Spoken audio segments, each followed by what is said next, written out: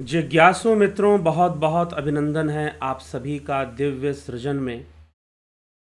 प्रत्येक दिवस की भांति आज भी हम यहाँ पर लाइव चर्चा का कार्यक्रम शुरू कर रहे हैं और आज का जो यह कार्यक्रम है बहुत गहन विषय पर है और विषय है देवताओं का निमंत्रण। देवताओं का निमंत्रण और सिद्धियों का विघ्न। जी हाँ, योग के मार्ग में यह दो प्रकार के विघ्न की चर्चा है। पिछले व्याख्यान में हमने अष्ट सिद्धियों के बारे में सुना।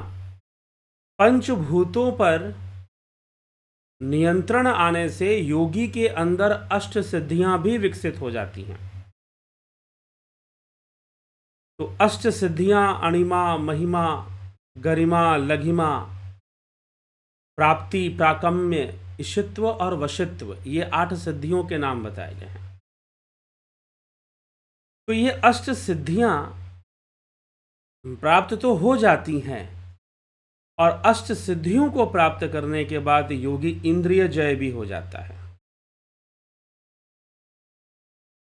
लेकिन फिर आगे महर्षि पतंजलि कुछ गंभीर बातों को समझाते हैं जिसे हम आज समझने का प्रयास करेंगे। तो 48वें सूत्र से देखते हैं। ग्रहण स्वरूप अस्मितान्वयार्थ त्वसंयमादि इंद्रिय जय। इंद्रियों की बाह्य पदार्थ की ओर गति, उससे उत्पन्न ज्ञान, इस ज्ञान से विकसित अहम प्रत्यय, इंद्रियों के त्रिगुणमयत्व और उनके भोगातृत्व, इन पांचों में संयम करने से इंद्रियों पर विजय प्राप्त होती है। अर्थात इंद्रियों के 3 गुण और उनका जो भोग विषय है, उन सब पर संयम कर लेने से, कंट्रोल कर लेने से क्या हो जाता है? इंद्रिय जयी हो जाता है। इसके बाद महर्षि पतंजलि कहते हैं, ततो मनोज वित्वम विकर्ण भाव प्रधान जयश्च। प्रधान जयश्च अर्थात उस इंद्रिय जय से शरीर को मन के सदृश गति, शरीर के बिना भी विषयों का अनुभव करने की शक्ति, ततो मनोज वित्वम विकर्ण भाव प्रधान जयश्च, उस इंद्रिय जय प्राप्त हो जाने के बाद शरीर को मन के सदृश गति दी जा सकती है। शरीर के बिना भी, विदाउट फिजिकल सेंसेस, विषयों का अनुभव करने की शक्ति और प्रकृति पर विजय, ये तीनों सिद्धियां प्राप्त होती। प्रकृति पर एक तरह से विजय आ जाता है। प्रकृति पर क्या आ जाता है? विजय आ जाता है। शरीर के बिना भी विषयों को अनुभव करने की शक्ति आ जाती है। बिना फिजिकल सेंसेस के, बिना इस भौतिक आधार के, बिना इस स्थूल शरीर का आधार लिए विषयों को अनुभव करने की शक्ति आ जाती है। ऐसी क्षमता योगी को प्राप्त हो जाती है। और प्रकृति पर विजय भी फिर इसी के साथ प्रमाणित होता है कि योगी ने तो प्रकृति को ही एक तरह से जीत लिया है। सत्व पुरुष्यानत ख्यात मात्रस्य, सत्व पुरुष्यानत ख्याति मात्रस्य सर्वभावाधिष्ठातृत्वम सर्वज्ञातृत्वम च। अर्थात पुरुष और वृद्धि के परस्पर प्राथक्य ज्ञान से, क्षमा करें, पुरुष और बुद्धि, अर्थात जीवात्मा और बुद्धि, पुरुष और बुद्धि, चैतन्य और प्रकृति, पुरुष और प्रकृति के परस्पर प्राथक्य ज्ञान से, दोनों का भिन्न भिन्न ज्ञान होना कि ये दोनों भिन्न भिन्न चीजें हैं। भिन्न भिन्न ज्ञान से, प्राथक्य ज्ञान से संयम करने से, इसी ज्ञान में संयम करने से सब वस्तुओं पर अधिष्ठातृत्व और सर्वज्ञातृत्व प्राप्त होता है। सभी वस्तुओं पर अधिष्ठातृत्व और सर्वज्ञातृत्व मतलब सभी वस्तुओं पर अधिकार प्राप्त होता है और साथ ही साथ सर्वज्ञता आ जाती है। सर्वशक्तिमता और सर्वज्ञता। जब हम प्रकृति पर विजय प्राप्त कर लेते हैं तब पुरुष और प्रकृति का भेद अनुभव कर लेते हैं। महर्षि पतंजलि यहाँ कह रहे हैं कि जब हम प्रकृति पर विजय प्राप्त कर लेते हैं तो पुरुष और प्रकृति का भेद अनुभव कर लेते हैं, अर्थात जान लेते हैं कि पुरुष अविनाशी है, पवित्र और पूर्ण रूप है। तब सर्वशक्तिमता योगी जो है सर्वशक्तिमान हो जाता है। सर्वशक्तिमता और सर्वज्ञता, सर्वज्ञ भी योगी बन जाता है। ऐसे ज्ञान हो जाने पर पुरुष और प्रकृति का भिन्न भिन्न ज्ञान हो जाना, इससे आत्मज्ञान सिद्ध हो जाता है, तत्व ब्रह्म ज्ञान सिद्ध हो जाता है और योगी के अंदर शक्तिमता, सर्वशक्तिमता अर्थात सारी शक्तियां उसे प्राप्त हो जाती हैं और साथ ही साथ सर्वज्ञता प्राप्त होती है, संपूर्ण ज्ञान उसे प्राप्त होता है, सारी सर्वज्ञता उसके अंदर विद्यमान हो जाती है।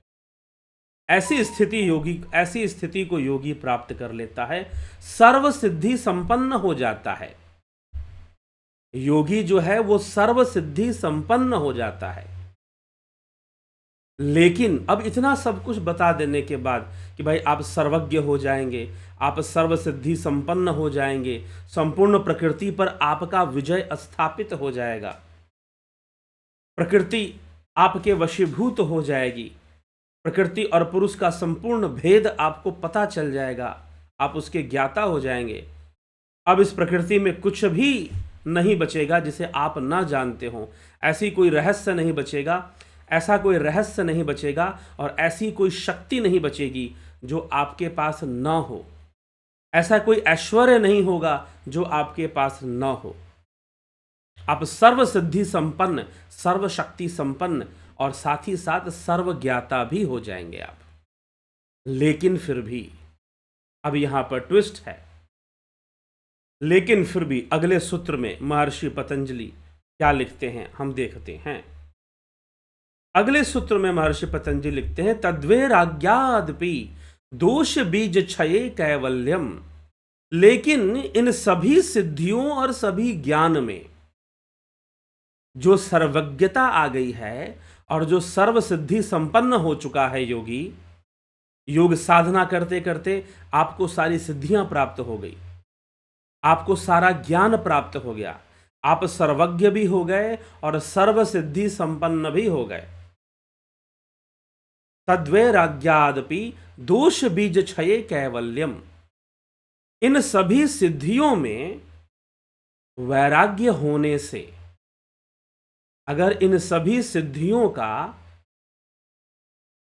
तत् वैराग्यादपि दोष बीज क्षये कैवल्यम, दोष रूपी जो बीज है, अभी भी दोष रूपी बीज विद्यमान है, लेकिन अगर इन सभी सिद्धियों में और इन सभी अवस्थाओं में और इन सभी सर्वज्ञता की अवस्था में, सर्वज्ञ होना भी तो एक सिद्धि है, इन सब में यदि वैराग्य हो, इन सब का यदि आप त्याग करें, त्याग करने का मतलब, अब भोजन खाएंगे तो भोजन के स्वाद का हम त्याग कैसे कर सकते हैं? हाँ, हम उस पर ध्यान न दें, उसके प्रति विराग का भाव रखें।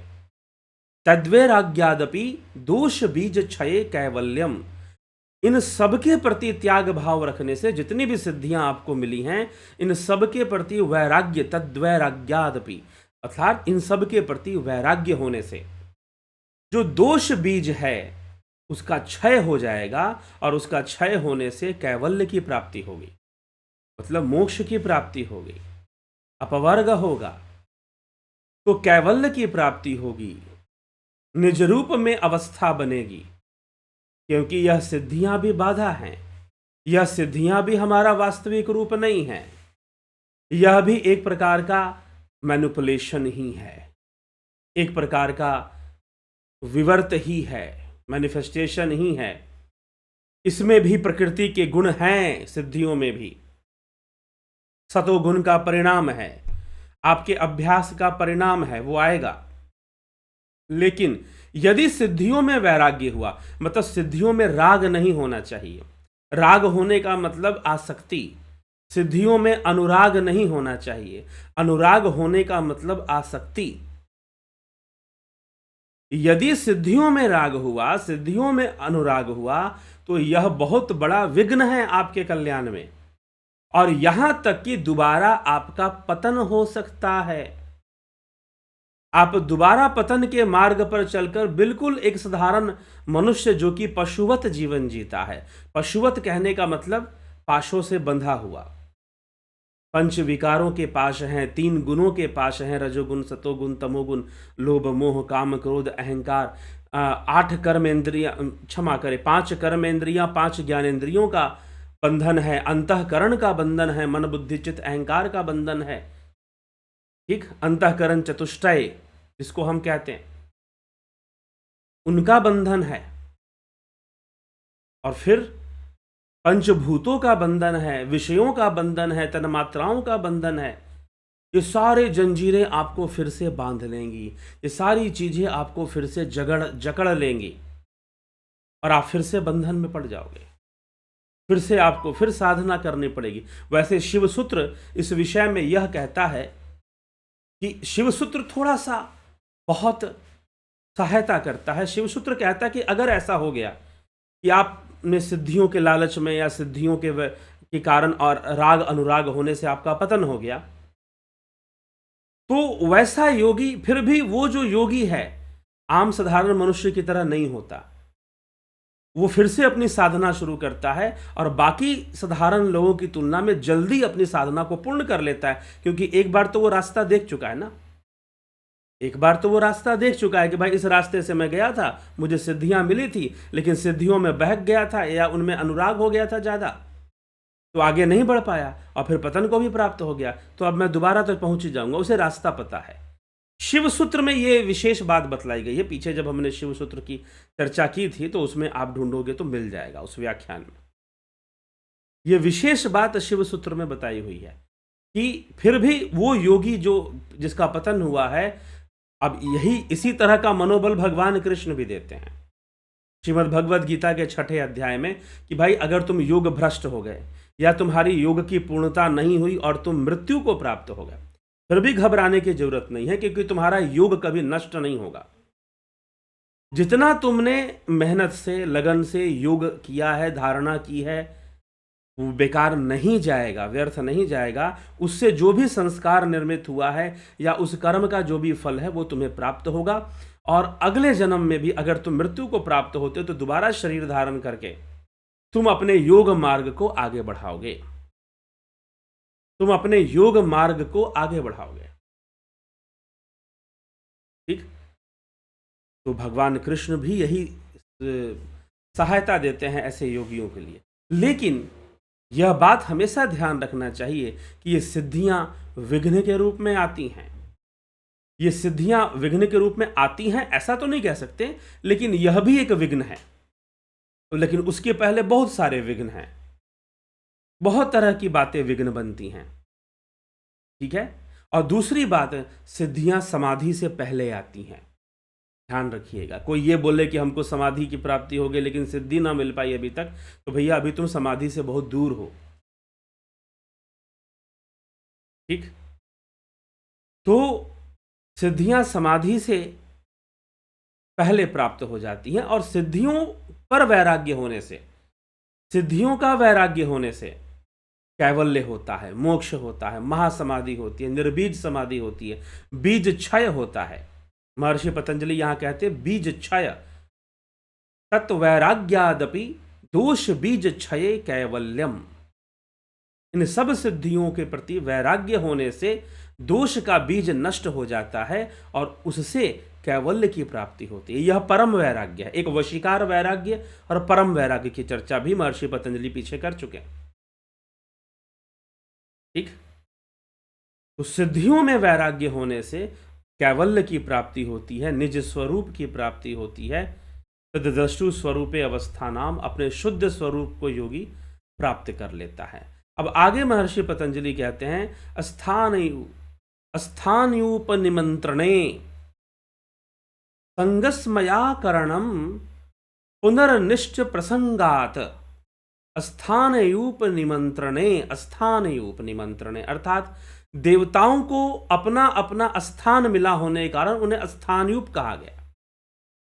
निमंत्रणे, स्थान के अधिकारियों के द्वारा निमंत्रण मिलना, जैसे कि मैनाक को समुद्र के पर्वतों का स्थान प्राप्त है। मैनाक को समुद्र के पर्वतों का स्थान प्राप्त है और हनुमान जी बजरंग बली जब अपनी अष्ट सिद्धि प्रयोग करते हुए समुद्र लांघते हैं। अब हनुमान जी सिद्धि प्रयोग भी करते हैं और उन्हें सिद्धियों में कोई आसक्ति भी नहीं है। जब लंकनी के सामने खड़े होते हैं तो विशाल रूप में खड़े होते हैं, लेकिन जैसे ही सीता मैया के पास पहुंचते हैं अपने आप बालक रूप में चले जाते हैं, क्योंकि निरहंकार हैं। सिद्धि प्रयोग कर रहे हैं लेकिन सिद्धियों में कोई उनकी आसक्ति नहीं है, कोई राग नहीं है, कोई अनुराग नहीं है उनका। ठीक है, तो ये स्थान जिनका, जो स्थानों के अधिकारी हैं, जैसे वायु देवता वायु के अधिकारी हैं, अग्नि देव अग्नि के अधिकारी हैं, वैसे ही ये देवता निमंत्रण देते हैं। यहां पर लिखा गया है स्थान यूप निमंत्रणे संगस्मया करणम पुनर्निष्ठ प्रसंगात। देवताओं द्वारा प्रलोभित किए जाने पर भी उसमें आसक्त होना या आनंद का अनुभव करना उचित नहीं है। यदि आपने तपस्या की और देवताओं ने आपको बहुत आकर्षित किया या आपको निमंत्रण दिया, देवताओं ने, अप्सराओं ने, तो उनके प्रति अनुराग रखना आपके लिए उचित नहीं है। यदि कोई देवता मिल भी गए तो मिल लो, बात कर लो, निकल पड़ो। जैसे हनुमान जी को मैनाक पर्वत, मैनाक देव मिले, कहा कि हमारे यहाँ थोड़ा आराम कर लीजिए, विश्राम कर लीजिए। बजरंग बली ने कहा कि नहीं भैया, अभी समय नहीं है, अभी तो मुझे राम जी का काम पूरा कर लेना है। जब पूरा हो जाएगा तो विचार किया जाएगा, आपके बारे में सोचा जाएगा।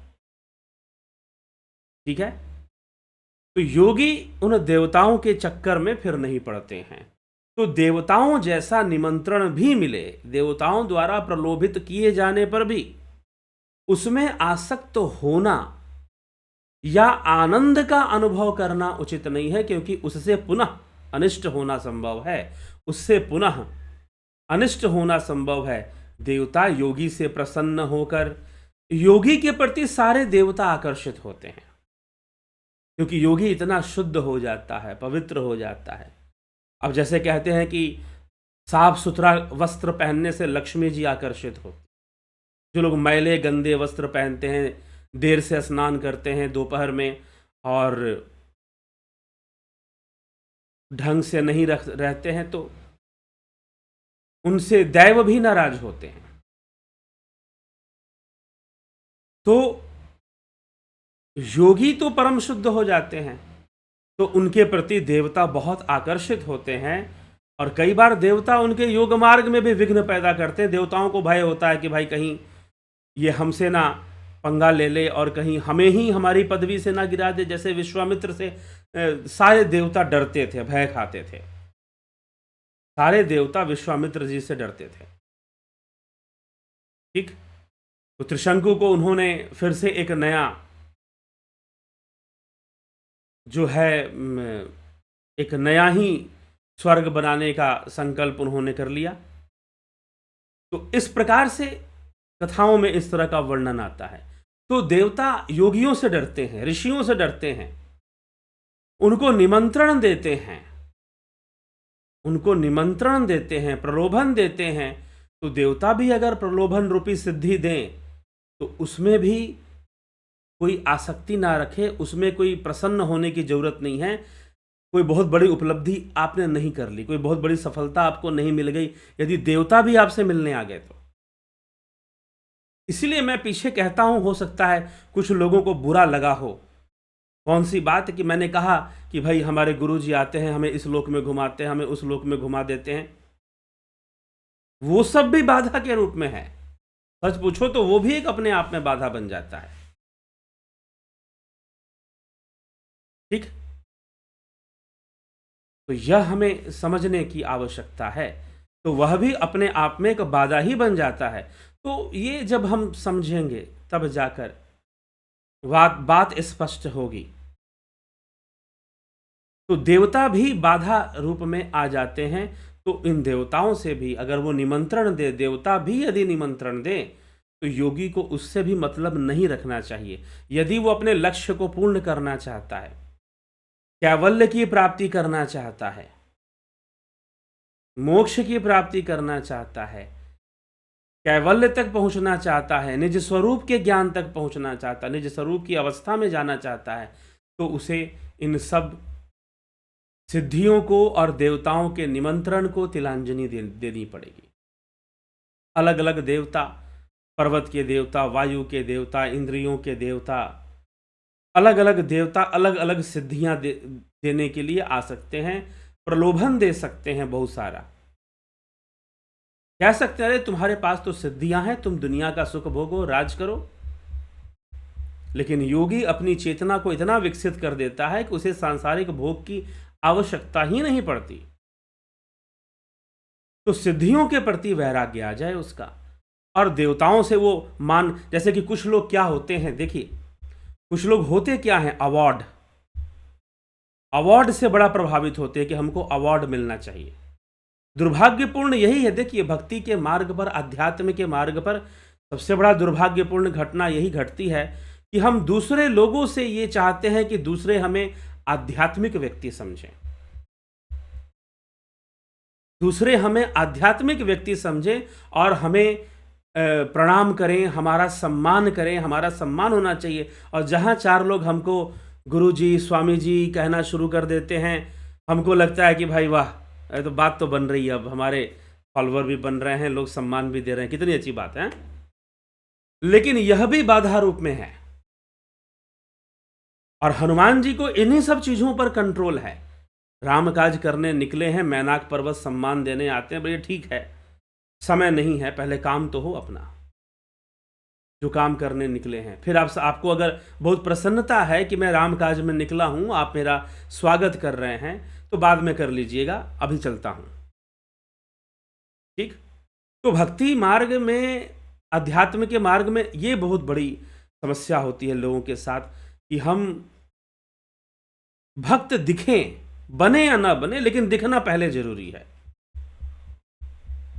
ठीक है। साधु बने या ना बने, दिखना पहले जरूरी है। योगी बने या ना बने, दिखना पहले जरूरी है, और लोग हमें योगी माने। मैं ये नहीं कहता कि लोग आपको योगी माने, ये गलत चीज है, लेकिन हम उसके प्रभाव में आ जाते हैं। लोग आपके योगी मानेंगे, अगर आप कुछ जानते हो योग के विषय में, तो योगी मानेंगे, तभी आपसे कुछ सीखेंगे भी। लेकिन थोड़ा सा ही कर और यही होता है कई जगह, मैं आश्रमों में और कई जगह मैं देखता हूं, वहां सुपीरियरिटी कॉम्प्लेक्स लोगों को दी जाती है। अरे आप ज्ञानी हैं, आप तो योगी महात्मा हो गए, आप तो विशेष हैं, आप गुरु जी से जुड़ गए ना, आप विशेष हो गए, आप इंपॉर्टेंट हो गए, आप विशेष बन चुके हैं, आप स्पेशल बन चुके हैं, आप आम लोगों से अलग हैं आप। और मैं देखता हूं ये गुरुडम वाले जो हैं, लोगों को उनके रिश्तेदारों से भी तोड़ देंगे, परिवार से भी तोड़ देंगे, और उनके अंदर एक सुपीरियरिटी कॉम्प्लेक्स कि हम बहुत बड़े ज्ञानी हो गए। और ये बड़ा अच्छा लगता है भाई, कोई किसी को मान सम्मान देगा तो अच्छा ही तो लगेगा, किसी को भी, चाहे आप हो चाहे मैं हूं, कोई भी हो। लेकिन उसको प्राप्त करते हुए अगर अपना विवेक जागृत रखो, तो शायद कुछ अच्छा हो पाएगा, समझ पाओ कि ये सब ऐसे ही चलता है।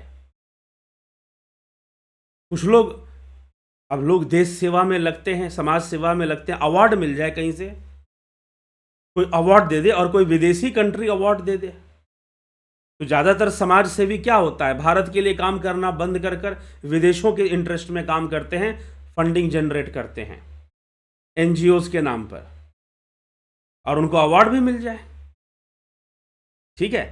तो इन सब चीज़ों से मैं एक उस बात को, जो देवताओं का निमंत्रण या सिद्धियों की प्राप्ति होना, उस देवताओं का निमंत्रण एक तरह से अवार्ड की तरह है, ऐसा समझिए आप। इन सब चीजों में पड़ने से योगी का पतन होता है, योगी का नुकसान होता है, योग का नुकसान होता है, भक्ति का नुकसान होता है। तो ऐसी स्थितियां बनती हैं। तो इसीलिए हमें अगर चलना है योग के मार्ग पर, ज्ञान के मार्ग पर, तो निश्चय ही जितना हम सहज सरल हो पाए उतना बढ़िया है। और जब आपको वास्तव में देखिए, अगर आप योग के मार्ग पर थोड़ा आगे बढ़ जाएंगे, वास्तव में कुछ चीज़ों की समझ जिसको बन जाती है, वो लोग खुद ही नहीं चाहते कि हम संसार से बहुत पूजित रहें या संसार से बहुत हमको वो मिले। अरे जो मिलना है, मान सम्मान अपमान यश अपयश प्रारब्ध से आता रहता है, जाता रहता है। योग भाव क्या है? तस्माद योगी भवार्जुन, श्री कृष्ण भगवान ने अर्जुन से कहा योग भाव क्या है? सुख दुखे समय कृत्वा लाभा लाभो जया जयो, अपना कर्म करते जाओ, जो सही बात है उसको कहने से कभी मत घराओ, चाहे अपमान ही सहन करना पड़े, उसे लोग गलत ही मान ले, उसे लोग गलत ही मान ले, लेकिन फिर भी अपनी बात को कहते चलो, जो लोक कल्याण के लिए है, जो जन कल्याण के लिए है, जो समाज कल्याण के लिए है। ठीक है, तो देवताओं का भी निमंत्रण मिले तो योगी को उसके चक्कर में पड़ना नहीं चाहिए। महर्षि पतंजलि यही समझा रहे हैं कि देवताओं द्वारा प्रलोभित किए जाने पर भी उसमें आसक्त होना या आनंद का अनुभव करना, लोग आपको खूब सम्मान दे रहे हैं और आप खूब आनंद का अनुभव कर रहे हैं, उचित नहीं है, क्योंकि उससे पुनः अनिष्ट होना संभव है, उससे दोबारा आपका पतन संभव है। मान सम्मान मिल सकता है, यह सब प्रारब्ध के वशीभूत है। कई ऐसे योगी महात्मा हुए, जब तक वो जीवन में रहे कोई उनको जानता नहीं था। उनके देहांत के बाद, उनके देह त्याग के बाद उनके किए हुए कार्यों को लोगों ने स्मरण किया और लोगों ने उसको जानना शुरू किया और उसका प्रचार करना शुरू किया। ठीक, तो इसीलिए हमें अपने कर्म पर ही हमें ध्यान देना चाहिए। जितना हम कर्म कर सके, जितना बेहतर हमसे कर्म हो सके, उतना हमें करने का प्रयास करना चाहिए। मीमांसा का यही उपदेश है, ना कि मात्र प्रदर्शन के लिए, दिखावे के लिए। राजनीतिक सामाजिक क्षेत्र में बहुत ये सब चलता है, तो जितना हम सही विषय को समझ लें, उतना ही हम ढोंग पाखंड से, चाहे वो अब आप बोलोगे कि ढोंग पाखंड धर्म में, जी नहीं, समाज सेवा के नाम पर। राजनीति में तो बिना पाखंड के राजनीति ही नहीं चलती। लोकतंत्र में प्रदर्शन पाखंड, इसके बिना भला कोई कैसे कोई आगे बढ़े? तो ऐसी कई समस्याएं रहती हैं, लेकिन योग मार्ग में हमें बड़ा बड़ा निमंत्रण मिलना देवताओं का, या संसार में भी हमें बहुत बड़ा सम्मान वो मिल सकता है, सम्मान मिल सकता है, अवार्ड मिल सकता है। यह व्यक्तिगत स्थिति है। देखिए कि आप उससे मतलब ना रखिए, आप उस अवार्ड से प्रभावित मत होइए, ठीक ना, या आप उस सम्मान से प्रभावित मत होइए। हो सकता है अपमान भी मिले, अपयश भी मिल जाए, तो आप उससे भी मतलब मत रखिए। कई बार ऐसा हो जाता है कि लोग मान सम्मान से तो मतलब नहीं रख पाते, लेकिन जब अपमान मिलता है तो बेचैन होते हैं, अपयश मिलता है तो बेचैन होते हैं, अपने लक्ष्य से फिर हटना शुरू कर देते हैं। लेकिन आपको जब पता है कि सही रास्ता क्या, सही मार्ग हमें उस शास्त्रों का वो योग मार्ग हमें अगर समझ में आ रहा है, तो हम इस बात की चिंता ना करें और योग मार्गी बने रहें, बढ़ते रहें, आगे बढ़ते रहें, अभ्यास कभी ना छोड़ें। ठीक है, विचार कभी ना छोड़े, चिंतन कभी ना छोड़े, अपना करते जाएं, योग सूत्रों का चिंतन करें। श्रीमद् भगवद गीता योग सूत्र और कई वानियाँ जो हमारे ऋषि मुनियों ने हमें प्रदान की है, संतों ने, उन सब को हम चिंतन में रखें, योग मार्ग को सही से समझें और योग मार्ग पर आगे बढ़ें, तभी सफलता संभव है। अन्यथा सिद्धि प्राप्त कर लेने के बाद भी पतन संभव है। राजा नहुष की तरह इंद्र की गद्दी प्राप्त कर लेने के बाद भी पतन संभव है, उसके बाद भी पतन संभव है। तो पतन अनेकों प्रकार से संभव है। तो इसलिए, लेकिन फिर भी शिवसूत्र आदि ग्रंथ सारे हमें फिर से हिम्मत देते हैं कि पतन हो भी गया तो फिर से योगी अपनी यात्रा शुरू करे, लेकिन समय तो उसका काफ़ी निकल गया। हो सकता है कि 1-2 जन्म ही इसमें निकल जाए उसका, पतन होने में और फिर उठने में। तो इसलिए हमें बचना चाहिए पतन से और सिद्धियों के मोह से बचना चाहिए। सिद्धियां आती हैं, देवता भी निमंत्रण दे सकते हैं, दैवीय शक्तियां भी आ सकती हैं, लेकिन इन सब के प्रति वैराग्य भाव रखते हुए बीज क्षय कर कर कैवल्य की प्राप्ति योगी को करना चाहिए। यही उसका उद्देश्य होना, इसी से उसका कल्याण है। तो और उसकी सिद्धियों की रक्षा भी तभी हो पाती, तो सिद्धियां भी खो देता है। जब पतन होगा तो उसकी सिद्धियां भी नष्ट हो जाएंगी फिर। लेकिन अगर सिद्धियों के प्रति भी वैराग्य होगा तो वो सिद्धियां उसके साथ बनी रहती हैं, वो शक्ति उसमें बनी, वो चेतना की वो अवस्था उसकी बनी रहती है, नीचे नहीं गिरती है। लेकिन जहाँ इनके प्रति मोह या फिर देवताओं के निमंत्रण पर मोह या फिर सिद्धियों पर मोह जो भी है, या आनंद का अनुभव, ये सब मोह पैदा करते हैं, इसमें बहुत भारी नुकसान हो सकता है। महर्षि पतंजलि यही गूढ़ विषय इन सूत्रों में 91-52वें सूत्र तक हमने देख लिया अभी। तो 52वें सूत्र तक हमने देखा, 52 नंबर सूत्र तक हमने देखा। अगला जो होगा वो 53, 54, 55 तीन सूत्रों पर अगला व्याख्यान, आखिरी व्याख्यान होगा विभूतिपाद का। ठीक, उसके बाद कैवल्यपाद में हम प्रवेश करेंगे। तो ये योगी की स्थिति महर्षि पतंजलि यहाँ पर बता रहे हैं, सिद्धियों की स्थिति बता रहे हैं, देवताओं के निमंत्रण का रहस्य दे रहे हैं। हमें सजग सचेत रहें तो निश्चय ही सफलता मिलती है। तो चलिए इसी के साथ विराम देंगे। व्यस्तता बस आज यह आपको अपलोड वीडियो देख रहे हैं, आप कोई लाइव अपलोडेड वीडियो है, लाइव नहीं यहाँ पर देख रहे हैं। तो आप लोगों में से किन किन लोगों ने कमेंट किया, किन किन लोगों ने नहीं किया, अभी तो मैं उनको नहीं देखकर बता सकता हूँ। लेकिन आप सभी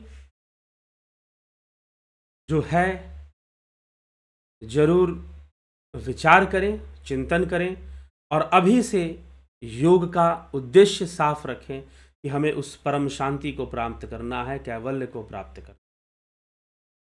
तभी जाकर उन सिद्धियों के भी अधिकारी हम बन सकते हैं और सिद्धियां हमारे पास टिक सकती हैं। नहीं तो सिद्धियां भी चली जाएंगी, उनमें मोह होने से, आसक्ति होने से, या देवताओं के निमंत्रण मिल जाने से अगर आसक्ति हो गई तो सिद्धियां भी हाथ से निकल जाती हैं। उन आनंद मिल गया कहीं अवार्ड में, या फिर संसार में भी हमें बहुत सारे हम कर्म करते हैं उसमें हमें मिल गया तो वो भी हमें दुख दे सकते हैं।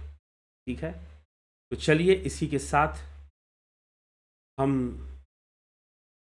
विराम देंगे आज के इस कार्यक्रम को। और जो लोग कोर्सेस ज्वाइन करना चाहते हैं, ध्यान योग का कोर्स, देखो प्रारंभ कहाँ से होगा, ध्यान योग के कोर्स से ही तो प्रारंभ होगा।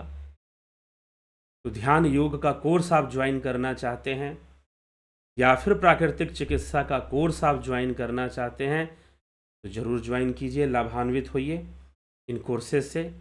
और ज्वाइन करना चाहते हैं तो 9661802459 इस नंबर पर आप मैसेज कर दीजिए, व्हाट्सएप मैसेज करिए और आपको सारा डिटेल दिया जाएगा कि ज्वाइनिंग कैसे होगी, किस प्रकार से होगी, और ज्वाइन कर आप निश्चय ही बहुत लाभान्वित हो सकते। चलिए, स्वास्थ्य के प्रति और योग का प्रारंभ होगा, ध्यान योग राजयोग का प्रारंभ होगा। ध्यान योग ही राजयोग है, उसके पहले की क्रियाओं को हठ योग बोला गया है। हठ प्रदीपिका ग्रंथ में, हिरण्य संहिता ग्रंथ में, अन्य ग्रंथों में भी जो ध्यान योग को राजयोग कहा गया है। और उसके पहले की जो अभ्यास है, आसन आदि यम नियम के अभ्यास, प्राणायाम के अभ्यास, यौगिक क्रियाओं का अभ्यास, उन सबको हठ योग का नाम दिया गया है। तो यह ध्यान योग में थोड़ा सा हठ योग भी है प्रारंभ में, बिगिनिंग लेवल के लिए। और गाइडेड मेडिटेशन, उसी को हठ योग कहते हैं। ट्रांसेंडेंटल मेडिटेशन, यह राजयोग है। फिर राजयोग आपको सिखाया जाएगा और वो बहुत आनंददायी है, गहरा ध्यान उसमें लगता है राजयोग में। तो ज़रूर आप इससे लाभान्वित हो जाएं, इस कोर्स से ज्वाइन करना चाहते हैं। 9661802459 इस नंबर पर आप व्हाट्सएप मैसेज कर दीजिए, आपको डिटेल दे दीजिए कि ज्वाइन कर लीजिएगा। ठीक है, चलिए आगे बढ़ते हैं। बहुत बहुत आभार आप सभी का। इसी के साथ आज के कार्यक्रम को विराम देते हैं। कल फिर मिलते हैं 9 PM लाइव चर्चा में।